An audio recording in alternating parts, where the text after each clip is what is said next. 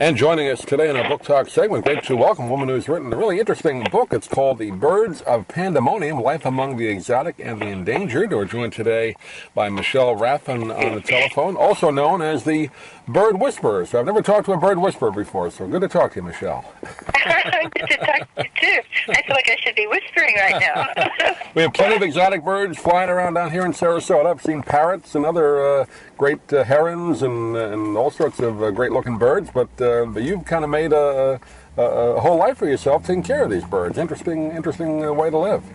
Well, it was not one that I anticipated or planned for. It just happened by accident. You were, I guess, an executive, right, in the business world, and this kind of took you in a different direction one day, right? It definitely did, yes. I had been in the business world very happily. I took time off to raise my family, and I have 3 boys, and they're now in their 20s. But I took time off when my first one was born. And so at the time I was a soccer mom, suburban soccer mom. I found a hurt bird, and it sort of went on from there.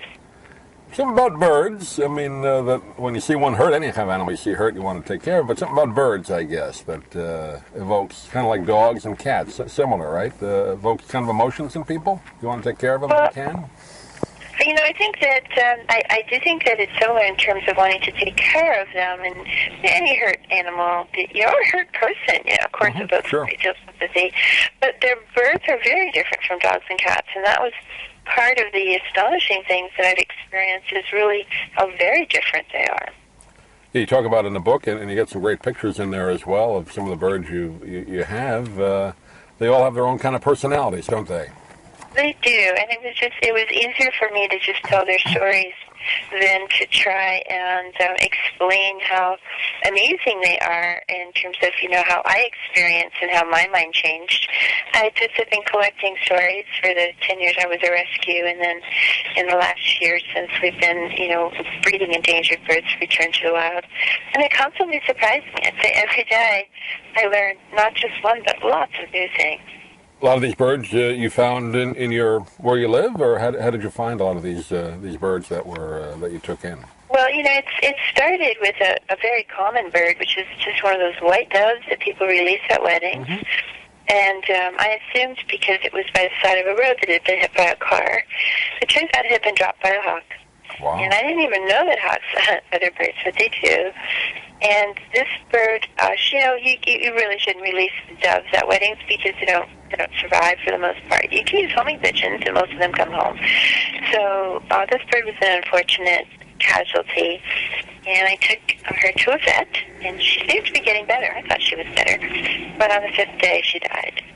And I got a call from the vet telling me that she was no longer with us, and so I started to cry, and I didn't want my children to see me crying, so I grabbed a local newspaper, and I kind of hid behind it.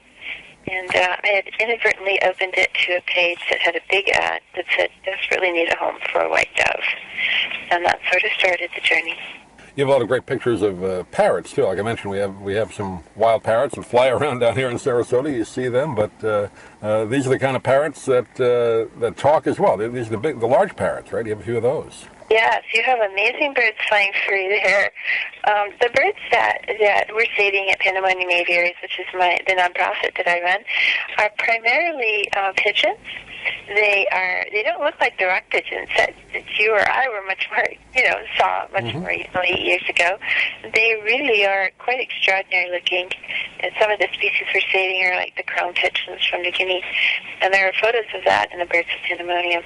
But these birds are just, they're bigger than roosters, and they're sky blue, and they have red eyes, and great big lacy fans at the top of their heads. And quite exquisite, actually really quite beautiful. Yeah, great coloring on these birds. You wonder where that comes. I guess part of it's for camouflage, right, in the wild, but it's really amazing, the different colors.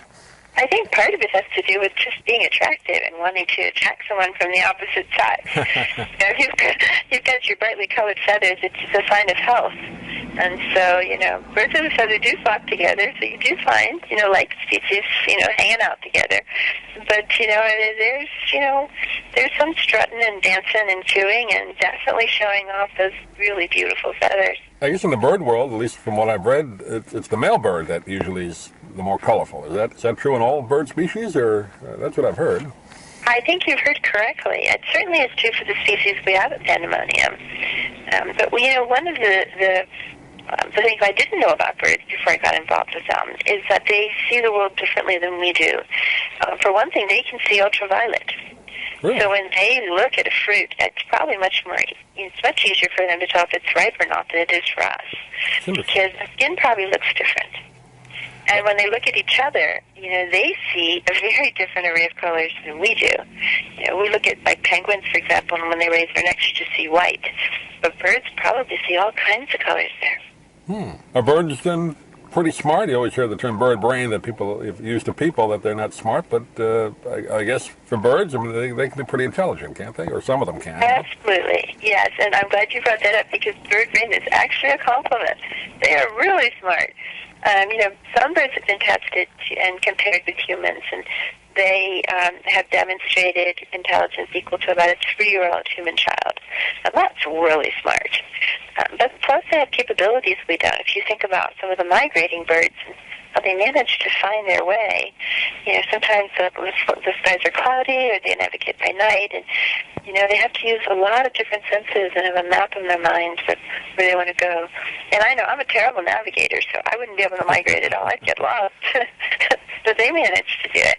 They really are very remarkable, and I tried to include as many stories as I could in the Birds of Pandemonium to let readers kind of get a glimpse of really what it's like to live very close to some of these remarkable birds. I've always wondered, you mentioned the homing pigeons and birds that can be released almost anywhere, and they find their way back over hundreds, sometimes thousands of miles. I don't know how they do it. Well, you know what? We don't know how they do it either. There have been all kinds of studies, and we've come up with this. Maybe there's magnetic fields, and they have a little iron in their noses, and maybe that helps. But the bottom line is there's so much we don't know about the world around us, including birds. That they're endlessly fascinating, actually. Just getting back to the parrots for a minute, do we know why they talk or how they talk, or do they know what they're saying? So the answer is, we do know how they talk. It's a little different. They don't have voice boxes like we do. They kind of move their air with their things. But they do talk with meaning, and that was for me one of the most astonishing discoveries. They make up language, and they will tell you what they think. It's pretty amazing. I always wondered I know they just mimic, but they do have, some of them can decide what they're going to say then, so they do know what they're saying at times. They do, and they do mimic, and that's also kind of interesting. We have one bird who came to us with the name Oscar. She's an African gray, and it's kind of a funny name for her, but she started to call herself Oscar Boo Boo. And I couldn't understand why until I realized that I have a habit when I talk to some of the birds of saying boo boo. So in the morning I'd come on and I'd go, "Hi, Oscar Boo Boo." And she thought her name was Oscar Boo Boo. So she started calling herself Oscar Boo Boo. We have another bird, Shayna, who named me, and it's kind of a favorite name, which you'll understand when I share it with you. Sure. But she came through rescue, and she was pretty sad. She'd been with the same family for 22 years, and suddenly she ended up here with not knowing anybody and new routines and knew everything. So she was depressed. And I'd come over and I'd say, "Oh, Shayna, you're such a pretty bird, Shayna." And she would just turn her back, pretend I wasn't there. And after many months, almost given up, I was just so distraught that she felt so unhappy.